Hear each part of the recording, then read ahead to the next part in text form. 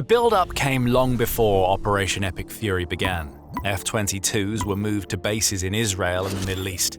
Tehran wasn't ready. When the operation began, America's F-22s came to Iran like a ghost in the night. Unseen, unstoppable, a deliverer of massive destruction against secret bases, and now a weapon that the US can use as an ever-looming threat against Iran's struggling regime. This is what the F-22 has done in Iran, and it's massive. What we know about the F-22 so far in Iran is that it's one of the most forward-focused aerial assets that the US has deployed. It, along with the F-35, is a stealth fighter jet, though both have played different roles. You can think of the F-35 as the quarterback of the team of airframes that the US has unleashed.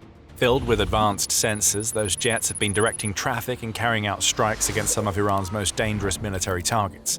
As for the F-22, it's packed with sensors too, and they are important. But it has been the air superiority specialist, the jet that the US and Israel sent in to smash targets and dominate the skies over Iran. These multi-role fighters have been taking out Iran's air defenses and secret bases, all while supporting other airframes so they can do the same. The US plan worked. Iran's air defenses are in shambles. By March 30th, the Israeli Defense Force was reporting that around 80% of Iran's air defenses have been destroyed. It's no coincidence the first week or so of Operation Epic Fury was also the period when the F-22 was in the most dominant form of its strike mode. For days, these jets were flying in Iranian airspace, undetected by the very air defenses they were sent to destroy.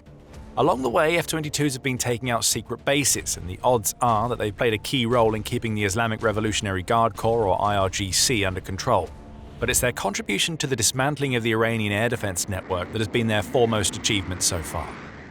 Right now, the US has such a degree of aerial superiority over Iran that it's able to use the decades-old B-52 bomber to conduct overland missions. This wouldn't be happening if Iran had anything like an air defense network left.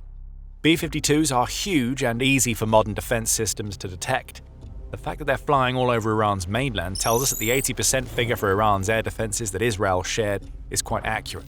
It might even be an underestimate, and F-22s played a huge role in making this type of air environment possible for America's airframes, but that's not all. Now that non-stealth platforms are flying overland in Iran, the F-22s have shifted into more of a support role akin to the one that America's F-35s played earlier in Operation Epic Fury. They may not stay in that role forever. The situation in Iran is close to escalating beyond what we've seen so far, and we'll be covering how F-22s will be involved in that soon. But for now, F-22s are flying around undetected in Iran's airspace, collecting intelligence, surveillance, and reconnaissance data. It has plenty of sensors that allow it to do just that, and this data isn't just being used by F-22s. They'll still be carrying out strikes against Iran's secret bases, of course. However, the data that they're collecting is also being sent to older airframes like F-16s and the non-stealth bombers that the US has deployed in Iran. Think about what that means for Iran and the IRGC. It knows that F-22s are in the air, but it doesn't know where, and even before losing 80% of its air defenses and the radars attached to those systems, it couldn't find them. Now those F-22s are collecting data on targets, which is then transmitted to other airframes, so they can conduct strikes while the F-22 flies off to a new sector to collect even more data. This is a layered approach to airstrikes that has been made possible because the US developed air superiority so quickly, and the F-22 has been playing its part, several of them in fact, from the moment that Operation Epic Fury was launched. Worst of all for Iran's regime is that it can't do a thing about any of this. The F-22 can cloak itself at any time that it wants, allowing it to loiter within range of Iran's remaining radars without being seen. It can identify those radars and strike if it needs to, or the F-22 can use its stealth capabilities to pick out the many safe aerial corridors that exist in Iran's airspace. All that another airframe has to do at that point is head to where the F-22 tells it, then unleash standoff munitions that destroy targets left, right, and center. And targets are being destroyed en masse. The count for the US military in Operation Epic Fury is more than 11,000 targets hit as of March 29th, and the number will only climb higher if the escalation that we mentioned earlier actually happens. As for the IRGC, it and its leaders are living in a constant state of insecurity with F-22s flying overhead. This fighter jet is perhaps one of the most lethal examples of the technological edge that the US holds over Iran. For the IRGC, that edge is one of the reasons why so many of its most important figures have already been eliminated. Euronews highlights some of them. It says that the number of dead senior officials in Iran's regime had reached at least 70 by March 21st. Among them is Ali Mohammed Naeni, who was the spokesperson for the IRGC.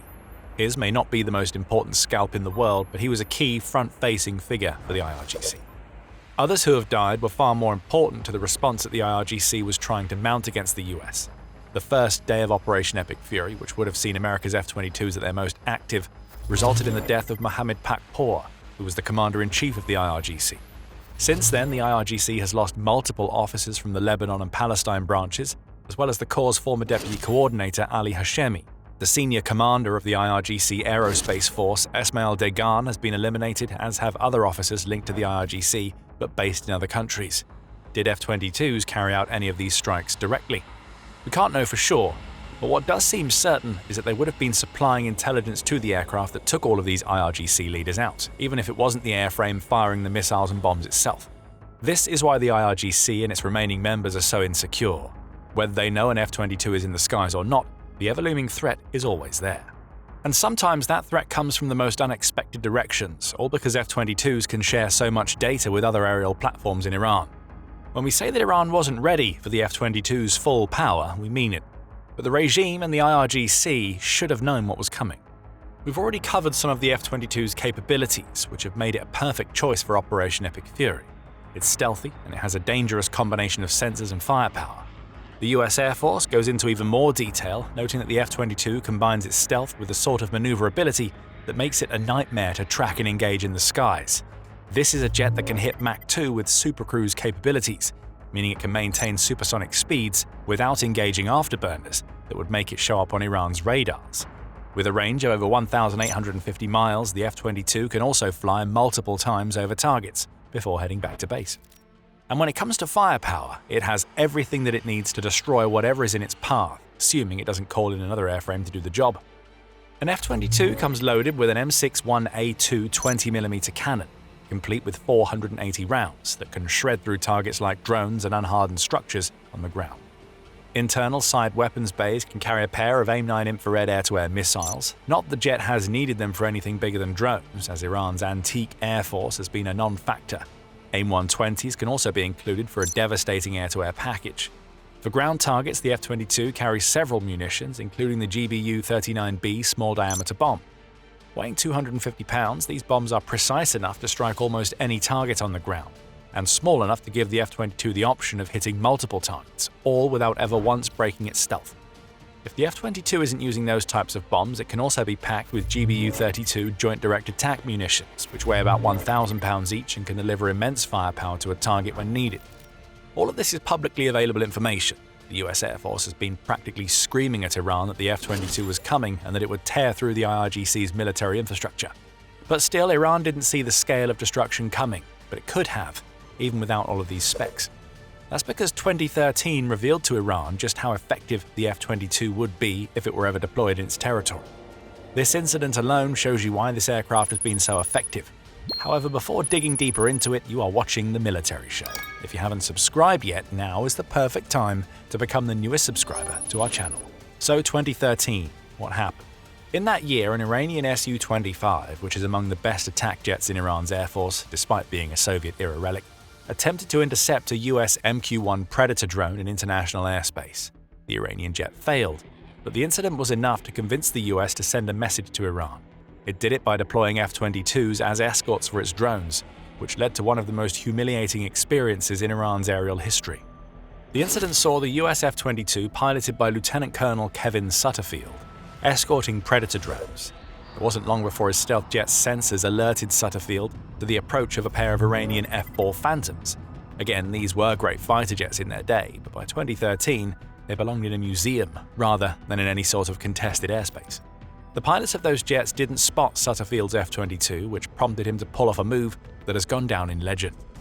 As the F-4s approached to intercept the American Predator drone, Sutterfield flew his F-22 underneath the incoming jets. There, he idled for a moment before he pulled his F-22 up alongside the Iranian F-4s and delivered the ultimate message: "You really ought to go home." Iran's pilots listened, and if the IRGC had been paying attention, it would have learned everything that it needed to know about the F-22s that are flying in its airspace right now. America's stealth fighter is the sort of technical achievement that none of Iran's defenses were prepared to counter.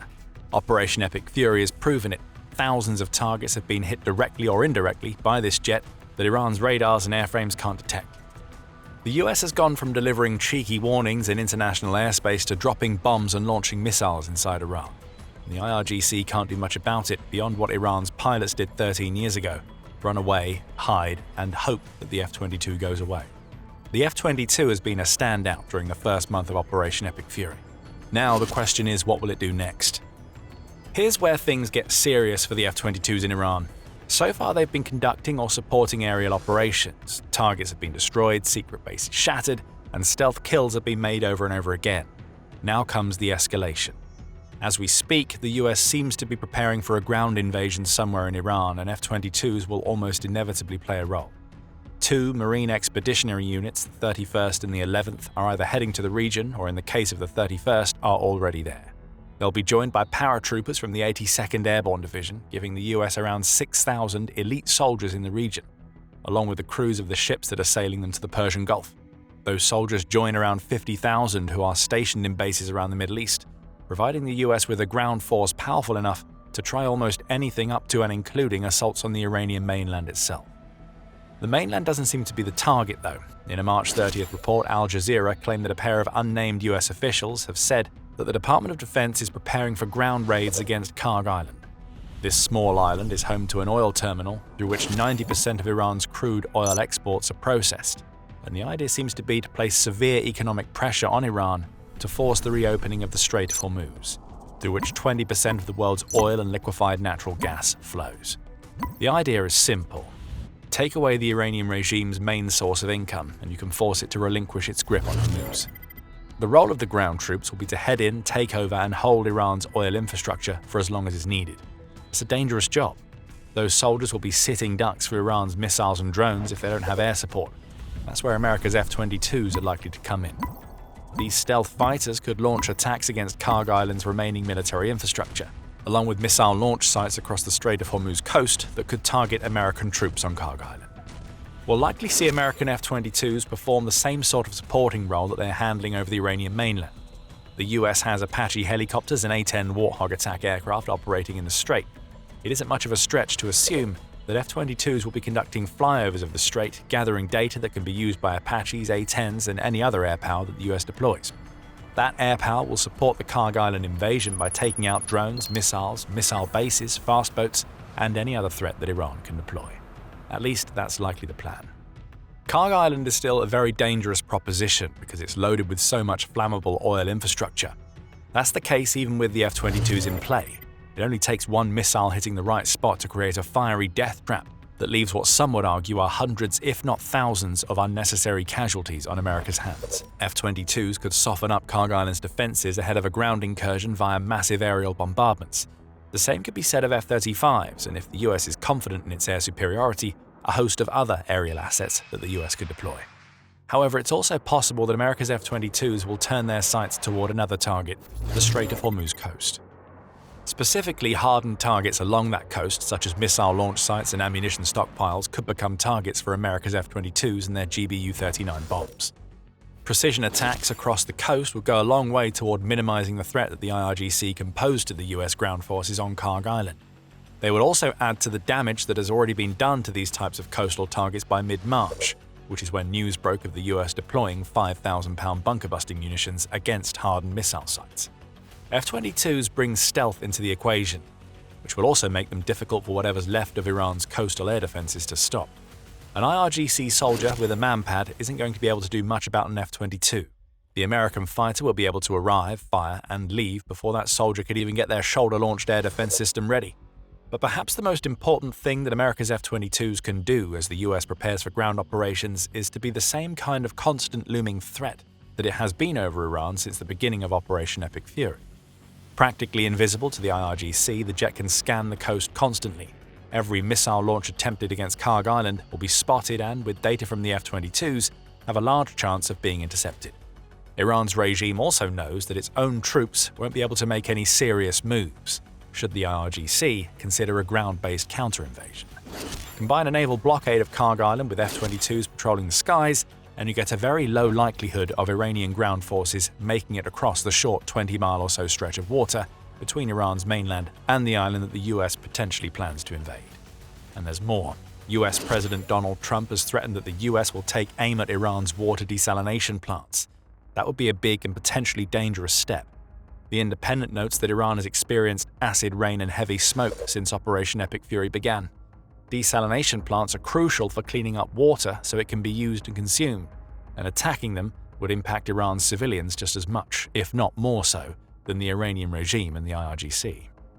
Iran is also dealing with a fifth consecutive year of extreme drought, the same outlet reports, as some reservoirs in Iran are currently at about 10% of their maximum capacities.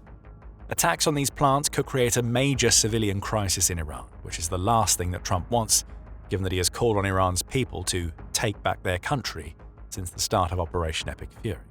Still, the attacks could happen, and if they do, the F-22s that have already devastated so much of Iran's military infrastructure could again play a role. Iran may have focused as much of its air defenses as it can on these vital plants, but that won't protect it from stealthy F-22s should Trump decide to follow through on his threat. A lot could change before that happens, though. If the US succeeds in taking and holding Karg Island, attacks on desalination plants likely won't be needed. The US would have economic leverage against Iran, which could force the reopening of the Strait of Hormuz. But whichever direction the US goes next, its F-22s will likely be leading the charge. They've been doing just that since the beginning of the operation, and that isn't going to change as the US gears up for a ground invasion. As the US moves into a new phase of Operation Epic Fury with its F-22s, Iran's Gulf neighbors are starting to strike back. Having been targeted by Iran's missiles and drones, they're preparing their own responses, which could leave Iran backed into a corner as America's ground troops enter. Find out how the balance of power in the Gulf is on the verge of changing in our video. And if you enjoyed this video, make sure you subscribe to The Military Show to keep up with our coverage of Operation Epic Fury. And thank you, as always, for watching.